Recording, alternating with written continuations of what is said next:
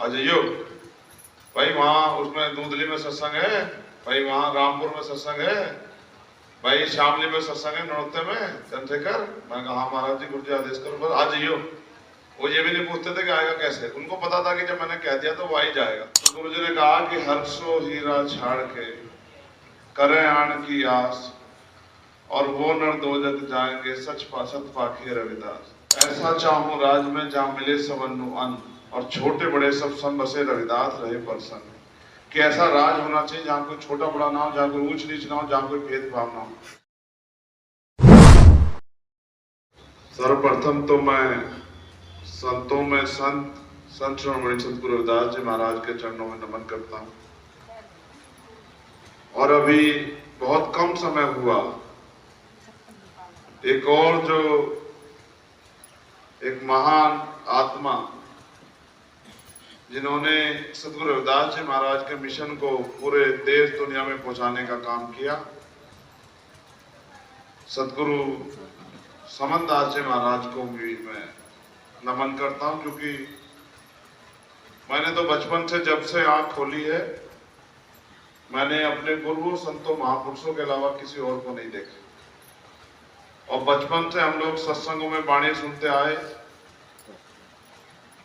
सत्संगों में जाके सत्संग में बैठ के महापुरुषों के विचार सुन के हम यहाँ तक पहुंचे, और आज भी हम उसी काम को आगे बढ़ा रहे हैं। मुझे ऐसा लगता है कि हमारे ऊपर कर्ज, मैं बाबा साहब अम्बेडकर को भी नमन करता हूँ, काशीराम साहब को भी नमन करता हूँ। महाराज जी, अब तो बड़े महाराज जी हमारे बीच में नहीं है, लेकिन मेरे आज भी याद है, बड़े महाराज जी जहां सत्संग होता था मुझे फोन करवा देते कि मैं कहीं भी हूँ देश में, कि भाई उस तारीख में गुस्सा तो होते थे, आपको पता है। वो ये नहीं कहते थे कि भाई आना है, वो कहते आ जाइयो, आ जाइयो भाई, वहाँ उसमें दूधली में सत्संग है भाई, वहाँ रामपुर में सत्संग है भाई, शामली में सत्संग है, नौते में चंद्रशेखर। मैं कहा महाराज जी गुरु जी आदेश करो, बस आ जाइयो। वो ये भी नहीं पूछते थे कि आएगा कैसे, उनको पता था कि जब मैंने कह दिया तो वो आ ही जाएगा। तो रास्ते महाराज जी खोल देते थे अपने आप।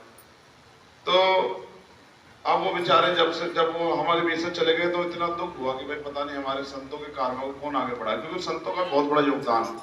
संत नहीं होंगे तो सही रास्ता कौन दिखाएगा। तो संतों का एक बहुत बड़ा अहम योगदान है। देखो महाराज जी ने कितने लोगों को शराब छुड़वा दी, कितने लोगों से और तमाम तरह कुरीतियां छुड़वा दी, कितने घर सुधार दिए महाराज जी ने। लेकिन उनके जाने के बाद कहीं ना कहीं पीछे हट रहे। तो अब भी अपने कुलदीप जी महाराज जैसे महान महापुरुष है, तो उनके नेतृत्व में हम लोग आगे बढ़ेंगे। तो अभी मैं तो अब तो समय कम लोग मिलता है, लेकिन फिर भी मैं मत्था तो टेक ही लेता हूँ, किसी गांव में जाता हूँ, महाराज जी को नमन कर लेता हूँ कि भाई महाराज जी आपका आशीर्वाद बना रहे, हम आपके विचारों को आगे बढ़ाएंगे। तो गुरु जी ने कहा कि हर्षो हीरा छाड़ के करे आन की आस, और वो नर दो जग जाएंगे सच सत पाखे रविदास। मन चंगा तो कटौती में गंगा। भाई आप अपनी औलाद को छोड़ के इधर उधर दूसरों की तरफ देखते हो, तो आप ही बताओ, जब तक आपका अपना आदमी आगे नहीं बढ़ेगा, आपकी देखरेख कौन करेगा। मैं तो मानता हूं इतने साल तक हमें देश में जीते आ रहे, हमारे कटे पे भी किसने नहीं देखा, हमें हमारी आंसू पे किसने देखा, हमारे भूखे प्यासे रहते किसने देखा। जब धर्म जाति के आधार पे हमारे साथ जुड़ जाते तो भी हमें कोई नहीं देखता। तो हमें भी ये समझना चाहिए कि भाई हमारा कोई है नहीं, हमें अपने ही आदमी को ताकत देनी चाहिए। आप ये महसूस करो, सतगुरु रविदास जी महाराज ने कहा,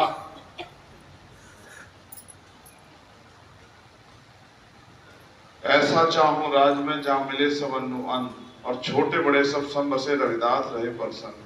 कि ऐसा राज होना चाहिए जहां कोई छोटा बड़ा ना हो, जहां कोई ऊंच नीच ना हो, जहां कोई भेदभाव ना हो।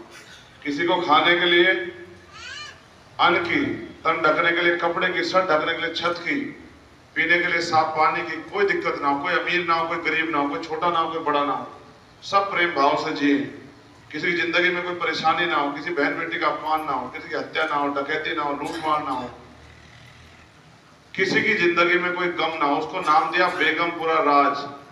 महाराज जी, बेगमपुरा राज, बेगम का मतलब बिना गम का राज। किसी की जिंदगी में कोई गम ना हो, सब खुशहाल हो जाए। अब वो राज लाएगा कौन। भाई सब लोग अपने अपने महापुरुषों के राज को ला रहे हैं, तो हमें भी तो अपने महापुरुषों को राज के लाने के लिए कुछ करना चाहिए। तो अब हम पे मौका आ गया कि देश में बेगमपुरा राज स्थापित हो, मानवता का राज स्थापित हो, इसलिए आपको अपनी राजनीतिक ताकत बना लेनी चाहिए। तो महाराज जी ने आपको इशारा कर दिया और महाराज जी का आशीर्वाद जो है हम पे और आप पे सब पे बना रहे, और फिर बड़े संतों गुरुओं का भी आशीर्वाद बना रहे। मैं आपसे बस यही कहूंगा, अब जब आप घर जाएंगे तो भाई इस काम में मेरी मदद कराना। 19 तारीख को मुझे ताकत देना, सब लोग केतली का बटन दबा के अपनी औलाद, अपने भाई बेटे चंचल को मजबूत करना, जिससे कि इस देश में बेगमपुरा राज भी स्थापित हो, संविधान का राज भी आए और हमारे संतों गुरुओं का मान सम्मान जो बना हुआ वो भी बना। तो देखो, गुरु जी के मान सम्मान के लिए दिल्ली में जब गुरु घर तोड़ दिया गया, 5 लाख लोग लेके गए, हम लोग यहाँ के लोग भी गए थे बिजनौर के, और हमने सरकार से वो गुरु घर की जमीन वापस छीन के ली। तो मैंने तो महापुरुषों के मान सम्मान के लिए हमेशा लड़ाई लड़ी। अब मैं आपसे मदद मांगना है, बताओ मेरी मदद करोगे नहीं करोगे? दोनों हाथ उठा के बताओ जल्दी। चलो ठीक है, मैं भी महाराज जी आपको वचन दे कहता हूँ, ये अखंड ज्योति आपके यहाँ जल रही है, चाहे मेरे खून का एक कतरा लग जाए, लेकिन जब तक महापुरुषों का सपना पूरा नहीं होगा मैं भी चैन से बैठूंगा। मेरी बात को आप याद रखें। जब तक ये गरीबी, बेबसी, लाचारी, चुन जाति बंद नहीं होती, हमारी बहन बेटियों का सम्मान नहीं होता, हम भी बराबर का अधिकार सम्मान नहीं पाते, कुछ सुख सुविधा नहीं पाते जैसे मेरे को मिल रहे हैं, हमारे अंतिम व्यक्ति को भी जब तक नहीं मिलता तब तक मैं भी लड़ता रहूं। तो बस आपका संतों गुरुओं का आशीर्वाद और समाज का आशीर्वाद मेरे ऊपर बना रहे और मैं इस लड़ाई को लड़ता रहूं।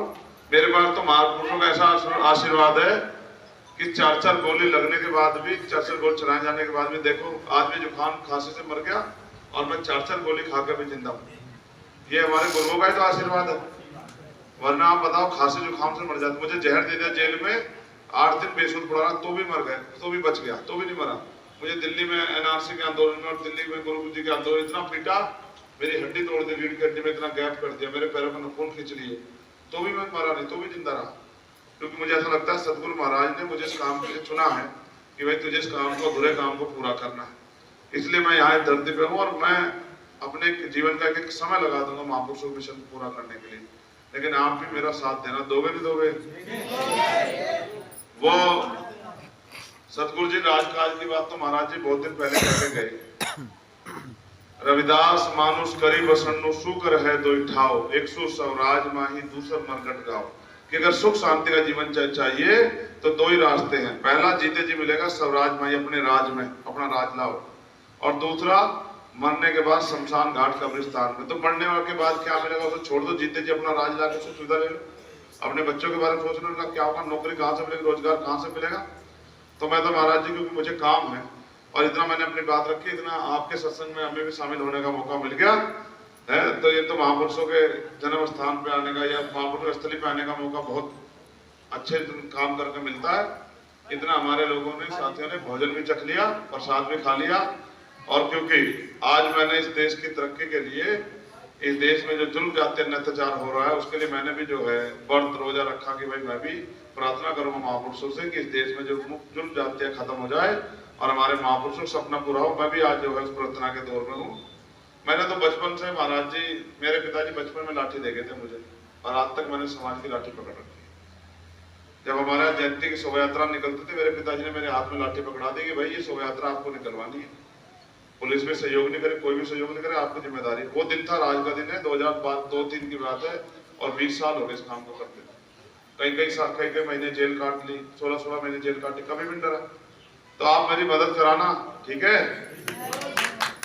दोस्तों में, साथियों में, रिश्तेदारियों में, माए बहने बैठी हैं, बेटियों की शादी की, ससुराल में बेटों के ससुराल, सब में खबर भेजना कि भाई हमारी बेटे को आगे बढ़ाना है, ठीक है?